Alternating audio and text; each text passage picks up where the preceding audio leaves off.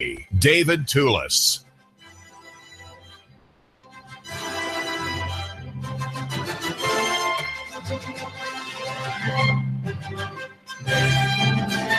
As a free marketer, I'm the first to admit the weakness of my own ideas. I'm the first to admit that they only carry so far, and they are perhaps best left in pencil, and of course in Helvetica type without serifs. But I say that the idea of local economy is a weak one. I've always admitted it. It has, though, its certain charm, and it has a provisional use. It is connected, in my estimation, with many of the doctrines of Christianity, and which, of course, is a system which is about love for God, and also love and care for man, putting other men first, dying to yourself, looking out for the weak, looking out for the poor, protecting the innocent, going out of one's way to suffer for the wronged person who's innocent. Right? That's what's entailed in Christianity. Making sure that if your enemy's ox is in the ditch, that you stop and help that enemy get the ox out of the ditch. Right? That's what's entailed in Christianity. It's very unmarket oriented in a way, right? Because it envisions people acting apart from self-interest, and self-interest is one of the main ideas of Adam Smith's The Wealth of Nations that came out in 1776, which is a treatise, if you will, from the Scottish rationalist world, a treatise about how Christianity does affect the world and really makes the marketplace and capitalism and free enterprise work. But what happened with the antecedents of Adam Smith are that they took God out of the equation and had instead him replaced with the invisible hand, right? The invisible hand of the marketplace. Very useful idea. But you have to understand that it is the operation of providence in society, but without God. There's a providence, an anonymous providence, if you will, then that is the invisible hand. Now, the limits of the idea of local economy are under attack, and I think it's an exciting attack to consider. And I want you just to, if you can bear with me just for a minute, to see how weak my response is, okay?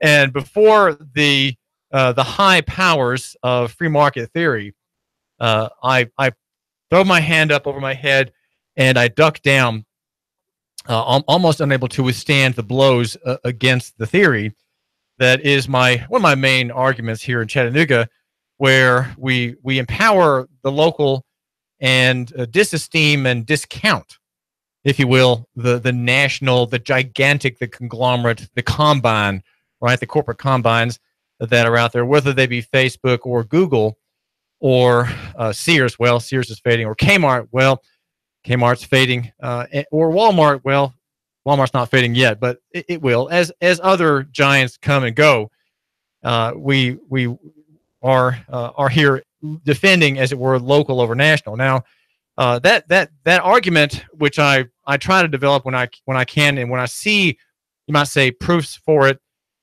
benefits from it, I bring these to your attention here at 92.7 FM and 95.3 FM HD4. That's high definition 4. We're live on Facebook at Nooga Radio, and I make that argument there live every day with my bow tie, a little crooked this morning, but I'm thinking it'll pass.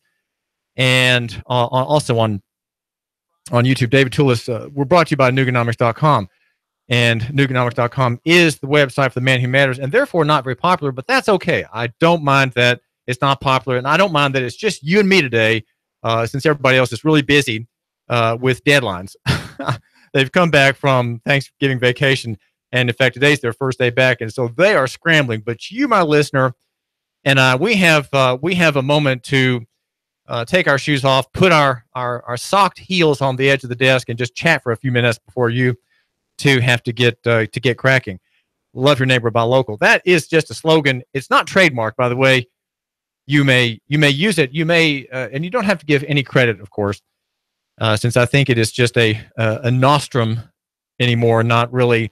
You might say, in small type down there at the bottom corner, maybe thanks to Wendell Berry. You could also say thanks to the Apostle Paul in his disquisitions in the letters, in the epistles, to the whole idea of dying to yourself and looking out for the other and thinking holy things, right and true things, which is the argument in Christianity, of course. And so we have Adam Smith and the rationalist defense of the marketplace, the impersonal use of self-interest. And I agree. I mean, without self-interest, you wouldn't be getting up in the morning, right? You have to get up. Why? To feed yourself, right? If you don't get up and put your pants on and put your billfold in your jacket pocket, jacket on, shoes tied, car keys jangling, and your billfold in your pants back pocket, you're not going to have bread tomorrow. And your wife will be standing there at the doorway of your office, her hand on her hip, and she doesn't have her lipstick on, and she's upset, and she looks a little disheveled, and she's fuming. You can tell she's holding back. She's not letting have full vent over what she really wants to say. So she's being very diplomatic, but she's speaking in that very curt tone, very chopped tone, with each word is distinctly and precisely given, so that you'll understand how gracious she is being to you, because you have got to get out and get some money in the house, right? That is what you have to do. And so self-interest is the motivating factor. You need to go over to Ottawa and make some sales. You need to go to those folks in Tiftonia and put that roof on, and not just sit in your office and do email, right? You've got to get out there. So self-interest is, of course, an important part of human being.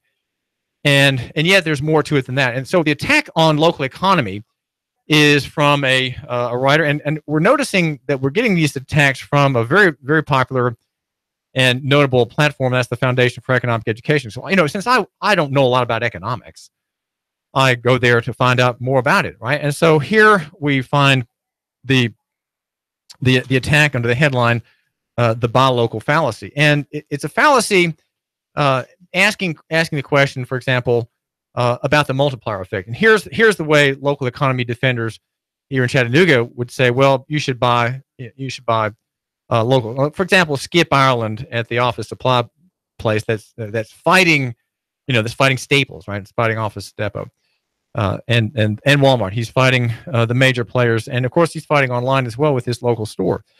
And so what is the idea of the multiplier? Well, if you buy from Skip Ireland, your office supplies, your toner for your cartridges and your printer and your copier, and new desk systems when you have you've rented the next suite to you when the nails business bails out, and so you're expanding your office and you have some office equipment, you're buying it new. And you can buy it recycled, by the way. There is a recycler of office systems here in town. You're supporting local because the money recirculates well, and that's because the local office supplier will buy it from. He'll buy his supplies locally if he can, and keep the money here. And if you support a local man, you're keeping the profit here. And if profit stays in Chattanooga, we are all better off, because we know that local people with profit invest locally, they donate locally, they tithe locally if they're Christians, and they give away things, they support causes and charities, and they care about local economy. So there's a certain predisposition for local that in that predisposition you can see the dollar staying in town, and and studies have shown by Civic Economics Group back maybe 10 years ago or so. There was a series of studies about bookstores and other stores vis-a-vis locally owned, vis-a-vis national ones, and the local dollar comes with a premium. If it stays local, you have more money in the local economy. But this concept is attacked in this way, and the question is, how does what does that matter? Okay, what does it matter if you have a local dollar staying locally? And the argument by Matthew Sickmayer is that it's not the money that matters. It's not the money that is the basis of your prosperity personally or in your city. It's specialization and economies of scale. Now, those two things are important to know. Specialization is you make more of a living when you specialize. If you don't have to hew wood and bring water and grow your own food, but can specialize in what God has gifted you to do, well, your time is spent better working upon that which is unique to you, right? Your genius, and you don't have to spend time doing these other things. You don't have to spend time figuring out how to run solar panels and and things to make your lights go and your computer hum, right? You leave those to other people who also specialize, and you can come in on what your gift is. And that's really good, because this allows for unique genius and unique gifts to amplify themselves into that particular market. If no one could specialize, then everyone will be doing kind of the same things in the way of drudgery, food and water and clothing and engine repair, the basic things that keep us moving, and no one could become really an expert. So specialization is important. And economies of scale also are important. And that is to say, if you become bigger, then you can buy your supplies more cheaply, right? And so you can offer a discount to your customers. So if you're a tire seller, what happens there? And we're noticing how we have these competing tire discounters fighting each other, just as Walgreen and its chief rival on opposite corners of noted thoroughfares in Chattanooga. They're there, and they have economies of scale. In other words, we can't really earn much living on selling tires, and so we're going to have to go into debt. Of course, debt is very cheap today. Build hundreds of stores across the country or across a particular region of the country, and sell a lot of tires, each with its own very small markup. And that's how we make our living. So, of course, that economy of scale is allowed only because we have cheap credit. That is a unique modern situation that will come to an end at some point. There will be, I suggest, a great credit revulsion in which people will remember that time as many old people today remember the Depression, and how everybody thought that he was rich at that time, though there was hardly any cash in the economy, and people lived in subsistence. In a kind of cash poor economy, and that was because the monetary base had collapsed after the Fed expanded it in one of the many Fed bubbles. Right, we live in a bubble economy. Constantly, bubbles are coming and going, rising and collapsing. We had a big one pop in 2008, but that was stanched. The pop, you didn't quite hear the pop. You heard the P, but not the OP, because the Fed intervened and the liquidation was not allowed to take place. You could not get rid of all the dead wood that is choking the American economy, just absolutely choking it. So there's a question about the multiplier effect. What does it really matter? This writer who's trying to teach me something, right? He's trying to learn me something. It is irrelevant.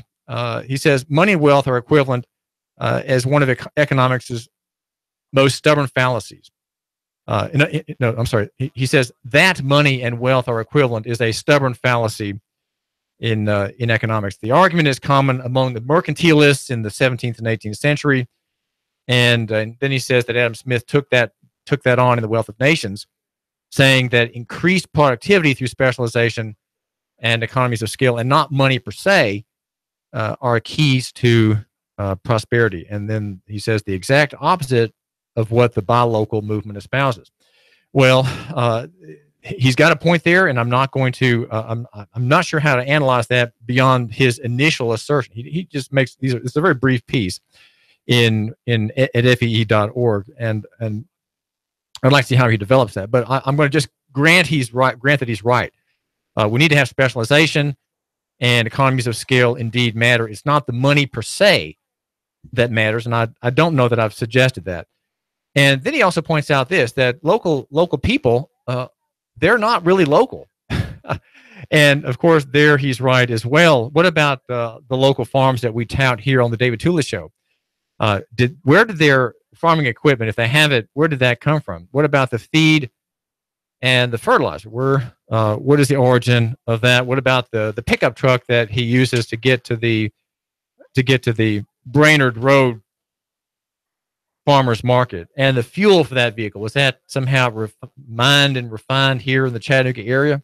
And what about the containers that he uses, the boxes and things? The folks in Dayton who make goat's milk soap, do they get their boxes, their shipping supplies from Dayton? And he says, as you can see, very little of the total efforts needed to bring the produce to market are truly local, and thank goodness for that. The production process benefited greatly from non-local factors. And then he suggests that if you are a localist and lococentrist, as I'm proposing that you be, he's proposing this, and now I'm saying these things. I'm trying to put his argument in the best light, and hoping you'll agree with it. Okay, I want you to agree with it. And I think if you agree with it and then reconsider, we'll have made some progress here on the David Tulis Show at 92.7 FM. And the argument is this: his third one, that buying local kills jobs. Buying local is an end of professions. If everybody buys local, then we're all going into a retrograde mode. After all, he says, if your town thinks it best to only purchase within its borders, then what if surrounding towns follow suit? He says intertown trade would grind to a halt. And then he goes on to say, in so doing, those towns would limit the number of people and the amount of money in the local economy, systematically making themselves poorer. And he talks about this as a kind of restriction on trade. I'm not, and you know, my thinking is not ever that it's restricted, that there's an external resistance to this, that there's an external force saying you can't trade internationally, you can't trade nationally, and you must only trade locally. In my mind, there's no compulsion in this at all. It's just a matter of preference. Okay, it's just a matter of preference. And he says that any system that restricts trade and advocates self-sufficiency, he calls autarky. And his comparison is stark, and you may want to just go ahead and agree with him. He says comparison, or an example, is North Korea. North Korea was entirely self-sustained. It has 4 fax machines, and you've seen the satellite photos of the difference between North and South Korea. They are striking, indeed, about all the prosperity and light and activity, and lighted boulevards and amphitheaters of sports teams, and malls, shopping areas, beautiful venues in Seoul and other cities. There's no economic asceticism there, but there is in North Korea. Is local economy the same thing? Is it really the same idea here in Chattanooga? And then he says, he goes on to say that that's, you know, we don't really want that. We don't want there to be a strict, self-contained, you know, like life in a convent, right? Life in an abbey in the times of the Middle Ages. That was highly lococentric in that era, and you know, starting in about the 900s, and then he says he makes a very interesting comparison, and that is that what we're really doing, if we're arguing for local economy, is that we're disguising subsistence living as social capital. And because I do use the term social capital, and he says, well, that what you're doing is really promoting subsistence economics. In other words, the basic economics, non-specialized, non-fruitful, non-expansive, non-other seeking. And he also says that you are disguising regression. In other words, going back, an oversimplification of the economics, a non-development of free markets. And you're doing that as disguised as conservation. Well, this is David Tulis, and I think Mike is on the phone. And this is David Tulis. You're live on the air with me. What's on your mind? David, I think Mike. I'm slower than you. I don't get what you're talking about. What's the point of what is the point of his dissertation? I don't get it. Well, the argument, Mike, in a nutshell, is that it's the same mistake that Donald Trump and the economic nationalists make. Saying that we should buy American is very, what that does, it brings higher cost to people who are your subjects, right? Your subjects are. Trump's never said that. He's never said that. But that's what happens when you have trade barriers of any kind. You don't have a free market, and the attack on local economy is that it's not proposing a free market, Mike. That's the argument against it.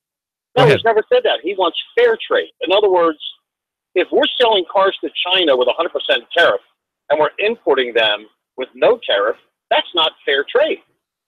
You can't have it both ways. You can't have a country that restricts your exports, but we allow their imports, like everything coming from Mexico. How does that make sense? Well, I think you're right. I think the national government should eliminate all trade barriers. Though, don't forget, Mike, that tariffs are one of the. I don't know what you mean by that. Hold on. What do you mean by that? Mike, hold on. Remember that the federal power has limited taxing authority. Has no authority to tax wages or any occupation, but it does have the authority. It does have the authority to tax. Mike, hang on. It does have the authority to tax imports. It does have the authority for excises and tariffs. That's right. They can tax imports, exports, and excise is 100%. Right. But Article 1, Section 8, Clause 1. But it's not the higher any tariff or excise tax is, Mike. There's less liberty and less prosperity for the people in that particular market. I don't agree with you. Listen. If Mexico if we're not charging under NAFTA to have Mexican imports come in, but yet they're charging us to sell to them, that is not fair trade. Well, I agree. That's not fair trade. I agree. Thanks, Mike. So this is David Tulis, and we've been chatting with Mike about the faults in local economy. I admit there are weaknesses in this argument. It's not entirely an economic argument, okay? It's cultural. You could say it's religious. And this is David Tulis trying to figure out how it works and how to make you more prosperous, how to make you think that Chattanooga matters more than Washington, that Tennessee matters more than the United States. David Tulis. The Tennessee Valley's news talk leader, Nooga Radio, Digital FM 95.